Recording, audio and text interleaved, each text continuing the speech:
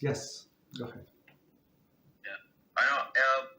I was gonna ask actually why the melachot and the circumstances, generally speaking, between Yom Tov and Shabbos were so similar. And I was gonna say if it was because of the additional soul that the person gets, and Baruch Hashem, the book kind of covered it, mentioned it. So yeah, that was amazing.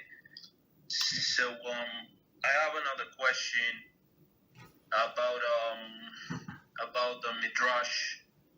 So in this midrash where it describes when Hashem offered the Torah to other nations, and that they all said no because they could not live in a world where they could not kill or steal or so on and so forth. Does the midrash tells this story sort of as an allegory?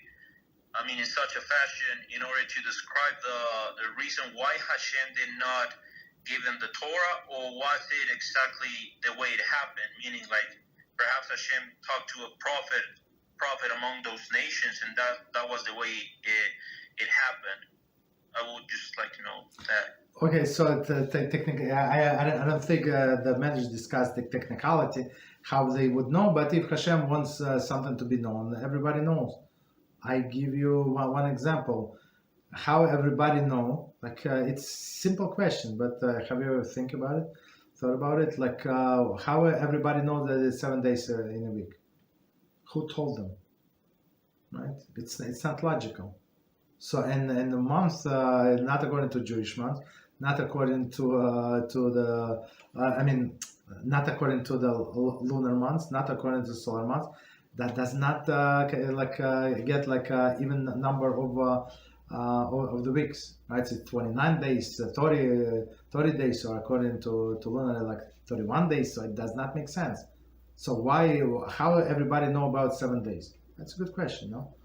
How everybody know about 60 minutes in an hour? From where, right? But it was divine will that Hashem is still in everywhere. And same again. I don't. I remember learning that marriage, but I don't remember learning any like technicality how they found out.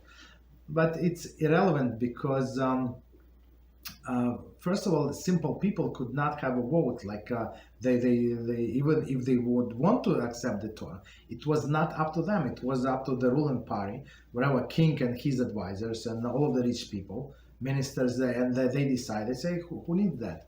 So the whole world, and I see on this commentary, and this commentary I like on YouTube, different platforms. So I actually read between the lines what exactly people say, and I ask them questions, just a follow-up question. They give me answers.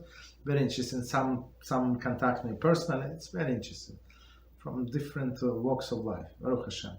So and so 1 second.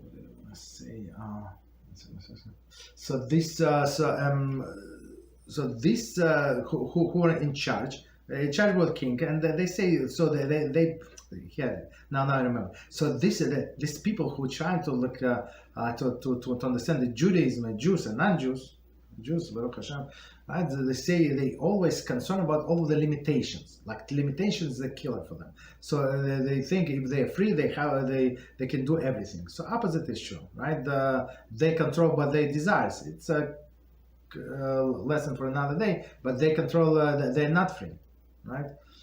They control what their desires, and that's all the kings. No, we don't want Torah. We don't want a set of rules. The king said, "Look, somebody is going to be hiking there. I don't need that." So, but there are many people in this. Many people. Some people. I don't want to say many. Like some people in this nation, they want to accept the Torah, but they did not have chance. Nobody would ask them, right? So, to these people, Hashem promised that it's going to be time, not in this generation.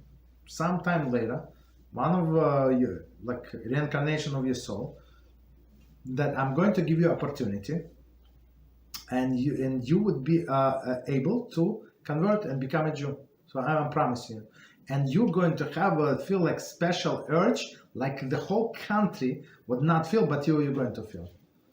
And and I have these people in the different places, like in some isolated places, right? Almost the whole city, like anti-God, or they for Yoshke or some other garbage.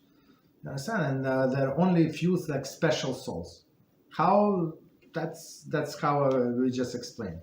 And they have despite that they were were groomed and grew up in this environment, this disgusting environment, they somehow, it's not somehow, but because of Hashem promise, they found the true path to the Torah and to the kosher sources. It's very interesting. That's a promise of Hashem. What they're going to do with this information, it's a different story. But Hashem promised to give them opportunity. He gave them opportunity. What they're going to do, it's up to them. You understand? So that's why national leaders reject it, but some people said yes, we would want to, and they're given the opportunity in every generation. What they're going to do is up to them, and Hashem is going to guide them not to get in touch with all the clowns.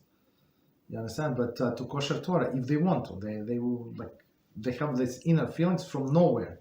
And I people explain to me how they got to Judaism, and they did not know that they're Jews. They found out somebody wants to convert, and the whole story, people go, some people go through one bad conversion, another bad conversion. It's unbelievable, and suffer so many years, and they truly want pure and honest people, and unfortunately they were meeting wrong people along the way. Why? It's a different story, but it's irrelevant, right? If they found the truth at the end, that's what it counts.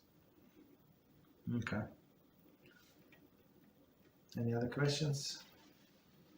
Thank you, Rabbi. You're welcome. Okay. It's a good question.